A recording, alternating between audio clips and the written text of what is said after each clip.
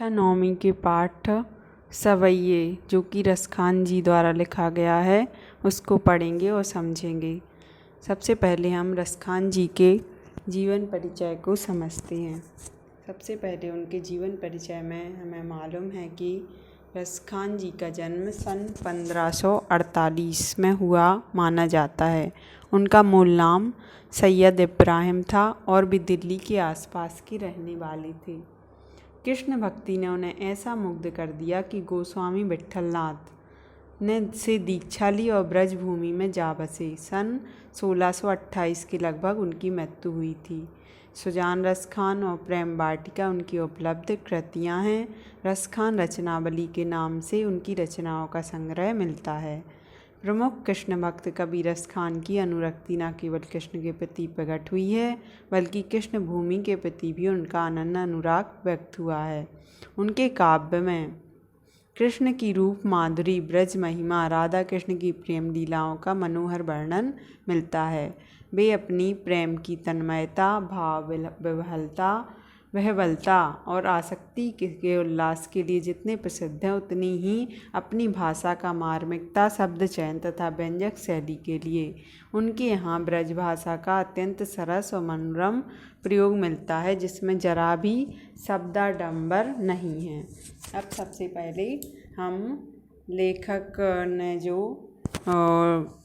काव्य लिखे हैं, सवैये लिखे हैं, उसको हम पढ़ेंगे और उसके भाव को समझेंगे। सबसे पहले सर्वप्रथम सवैया। सवैये में प्रथम यहाँ संकलित पहले और दूसरे सवैये में कृष्ण और कृष्ण भूमि के प्रति कवि का अनन्य समर्पण भाव व्यक्त हुआ है। तीसरे छंद में कृष्ण के रूप सौंदर्य के प्रति गोपियों की उस मुग्धता का चित्रण है जिसमें वे स्वयं कृष्ण का रूप धारण कर लेना चाहती हैं। चौथे छंद में कृष्ण की मुरली की धुन और उसकी मुस्कान के अचूक प्रभाव तथा गोपियों की व्यवस्था का वर्णन किया गया है। तो सर्वप्रथम पहले सवैये का अर्थ समझेंगे। आप सवैये को पूरा पढ़ लेंगे और उसके बाद अर्थ समझेंगे। सबसे पहले लिखा है, मानस हो तो बही रसखानी, बसों ब्रज गोकुल गाँव के ग्वारन। कृष्ण की लीला भूमि ब्रज के प्रति अपना लगाव प्रकट करते हुए कवि कहता है कि अगले जन्म में यदि मैं मनुष्य बनूं, मानस हो तो मनुष्य बनूं तो गोकुल गांव के ग्वाल बालों के बीच ही निवास करूं। बसों ब्रज गोकुल गांव के ग्वाल बालों के बीच ही निवास करूं। जो पशु हों तो कहा बस मेरो, चरों नित नंद की धेनु मझारन। जो पशु बनूं तो उसमें मेरा कोई बस नहीं है, फिर भी मैं नंद बाबा की गाँवों के बीच चरना चाहता हूँ। पाहन हो तो बही गिरी को जो, कियो हरि छत पुरंदर धारन। यदि मैं पत्थर बनूं तो उसी गोवर्धन पर्वत का पत्थर बनना चाहता हूँ जिसे कृष्ण ने अपनी उंगली पर उठाकर लोगों को इंद्र के प्रकोप से बचाया था। जो खग हो तो बसेरो करो, मिली कालिंदी कूल कदम्ब की डारन। यदि मैं पक्षी बनूं तो उसी कदम्ब के पेड़ पर बसेरा बनाऊं जो यमुना के किनारे है तथा जिसके नीचे श्री कृष्ण जी रास रचाया करते थे। इसमें सवैये में अनुप्रास अलंकार का प्रयोग है। कालिंदी कूल कदम्ब की डारन और ब्रज भाषा का प्रयोग किया गया है। बहुत ही सुंदर भाव व्यक्त किए गए हैं। अगला सवैया है, या लकटी अरु कामरिया पर राज तिहूँ पुर को तजी डारो। कृष्ण की से जुड़ी वस्तुओं के प्रति प्रेम प्रकट करते हुए कवि कहता है कि जिस लाठी और कंबल को लेकर कृष्ण गाय चराया करते थे उसके बदले में तीनों लोगों का सुख त्यागने को तैयार हूँ। या लकटी अरु कामरिया मतलब कंबल पर, राज तिहूँ पुर को तजी डारो, 3 लोग का सुख त्यागने को तैयार हूँ।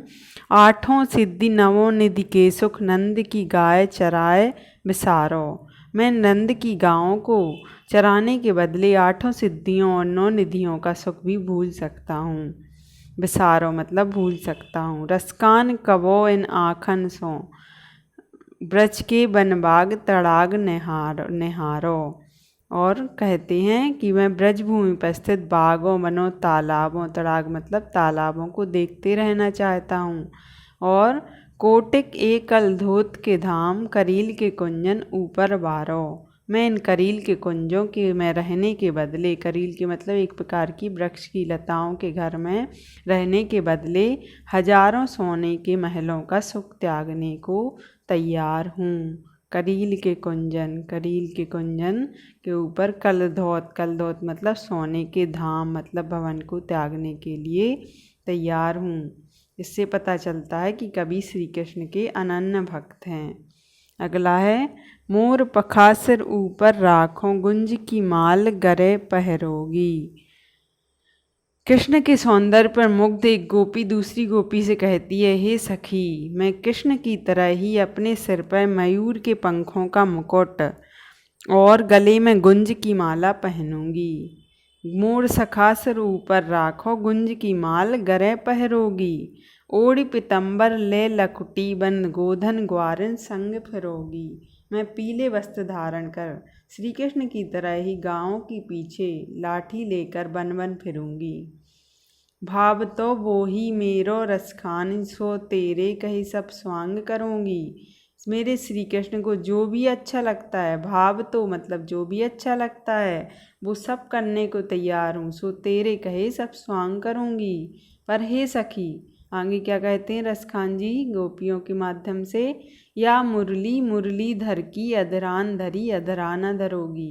हे सखी, कृष्ण की उस मुरली को मैं अपने ओंठों पर कभी भी ना रखूंगी, क्योंकि उस मुरली ने ही कृष्ण को हमसे दूर कर रखा है। अधरान धरी मतलब ओंठों पर रखी है, पर अधराना धरोगी मतलब अधरान, जो अधरान धरी है ओंठों पर रखी है, उनको मैं अधरा ना रखूँगी, अपने ओंठों पर कभी ना रखूँगी। यहाँ पर यमक अलंकार का प्रयोग किया गया है और अनुप्रास अलंकार की भी सुंदर छटा दिखाई देती है।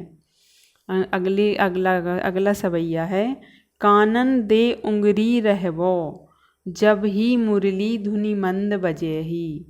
श्री कृष्ण की मुरली की ध्वनि तथा उसकी मुस्कान पर मोहित एक गोपी कहती है कि जब श्री कृष्ण मधुर स्वर में मुरली बजाएंगे तब मैं अपने कानों में उंगली डाल लूँगी, ताकि मैं उसे सुन ना सकूँ।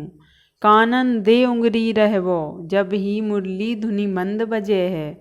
मोहिनी तानन सो रसखान, अटा चढ़ी गोधन गए है तो गए है।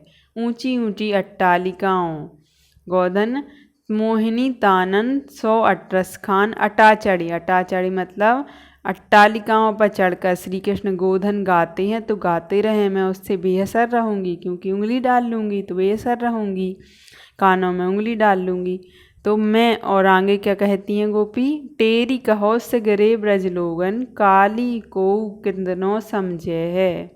मैं ब्रज के लोगों से चिल्लाकर कहना चाहती हूँ कि कल को मुझे कोई कितना भी समझाए, पर मायरी बा मुख की मुस्कान समरी जे ना जय है ना जय है ना जय है। पर श्री कृष्ण की एक मुस्कान पर मैं अपने बस में नहीं रह सकूंगी, मुझ पर उस मुस्कान का जादू अवश्य चल जाएगा। इसमें गोपी ब्रज में रहती है, इसलिए उसे ब्रज बालों से लोक लाज का भय था, किंतु कृष्ण की मुस्कान देखकर अपने आप को न संभाल पाने की असमर्थता की वजह से लोक लाज की परवाह किए बिना कृष्ण की तरफ खिंची चली जाती हैं।